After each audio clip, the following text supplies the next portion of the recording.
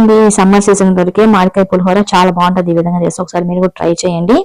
దానికి ముందుగా ప్యాన్ పెట్టి ఆయిల్ వేసుకొని 1 స్పూన్ పచ్చెనగపప్పు, 2 టేబుల్ స్పూన్లు పల్లీలు, 1 స్పూన్ నువ్వులు వేసి కొంచెం బాగా వేయించుకోవాలి. ఇవి కాస్త వేగిన తర్వాత 1/2 స్పూన్ జీలకర్ర, 1 స్పూన్ ఆవాలు, 3 పచ్చిమిర్చి, అలాగే 3 ఎండుమిర్చి, కొంచెం ఇంగువ వేసి 1 నిమిషం బాగా వేయించాలి. తర్వాత పసుపు, సాల్ట్, కరివేపాకు కూడా వేసుకొని ఇవి బాగా వేగాలన్నమాట. ఇవి కాస్త బాగా వేగిన తర్వాత మామిడికాయ తురిమి పెట్టుకున్నాను. ఇవి మీడియం సైజు 2, ఇవి 1/2 కేజీ రైస్ కి సరిపోతుంది.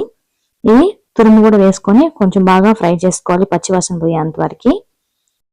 పచ్చివాసన పోయిన తర్వాత మనం ఆల్రెడీ బాయిల్ చేసి పెట్టుకున్న రైస్ ని ఇందులో యాడ్ చేసేసుకొని కలిపేసుకోవడమే. చాలా బాగుంటుంది. ఒకసారి మీరు కూడా తప్పకుండా ట్రై చేయండి సమ్మర్ సీజన్ లో దొరికే మామిడికాయతో.